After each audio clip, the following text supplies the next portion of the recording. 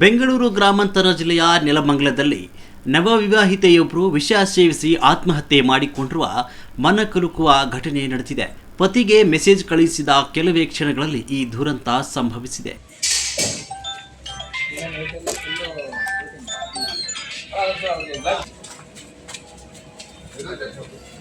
ಮೃತರನ್ನು 31 ವರ್ಷದ ತನುಜಾ ಅಂತ ಗುರುತಿಸಲಾಗಿದೆ. ಅವರು ಗೌರಿಬಿದನೂರು ಮೂಲದವರಾಗಿದ್ದು ಯಲಹಂಕದ ಮಾಯಸಂದ್ರ ನಿವಾಸಿ ರವೀಂದ್ರ ಅವರನ್ನು ಪ್ರೀತಿಸಿ ಧರ್ಮಸ್ಥಳದಲ್ಲಿ ವಿವಾಹ ಆಗಿದ್ರು.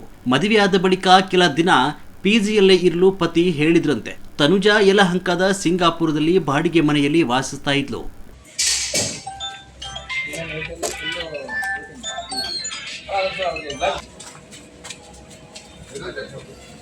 ಘಟನೆ ನಡೆದ ದಿನ ತನುಜಾ ಪತಿಗೆ ಮನೆಗೆ ಬರಲು ಕರೆ ಮಾಡಿದ್ರು. ಆದರೆ ಬೆಳಿಗ್ಗೆ ಬರ್ತೇನೆ ಅಂತ ರವೀಂದ್ರ ಹೇಳಿದ್ರಿಂದ ಇಬ್ಬರ ನಡುವೆ ಮಾತುಕತೆ ನಡೆದಿತ್ತು. ಬಳಿಕ ತನುಜಾ ತಮ್ಮ ಮೊಬೈಲ್ ಸ್ವಿಚ್ ಆಫ್ ಮಾಡಿಕೊಂಡು ನಾನು ವಿಷ ಕುಡಿದಿದ್ದೇನೆ ಅಂತ ರವೀಂದ್ರ ಅವರಿಗೆ ಸಂದೇಶ ಕಳಿಸಿದ್ದಾಳೆ. ನೆಲಮಂಗಲ ತಾಲೂಕಿನ ಬಸವನಹಳ್ಳಿಯಲ್ಲಿ ಇರುವುದಾಗಿ ತಿಳಿಸಿದ ಹಿನ್ನೆಲೆಯಲ್ಲಿ ರವೀಂದ್ರ ಸ್ಥಳಕ್ಕೆ ಧಾವಿಸಿ ತನುಜಾಳನ್ನು ಆಸ್ಪತ್ರೆಗೆ ದಾಖಲಿಸಿದ್ದಾರೆ. ಆದರೆ ಅಷ್ಟರಲ್ಲಾಗಲೇ ತನುಜಾ ಮೃತಪಟ್ಟಿದ್ರು ಅಂತ ವೈದ್ಯರು ಹೇಳಿದ್ದಾರೆ. ಈ ಕುರಿತು ನೆಲಮಂಗಲ ಟೌನ್ ಪೊಲೀಸ್ ಠಾಣೆ ಪ್ರಕರಣ ದಾಖಲಾಗಿದ್ದು ಪೊಲೀಸರು ಮುಂದಿನ ತನಿಖೆ ನಡೆಸಿದ್ದಾರೆ.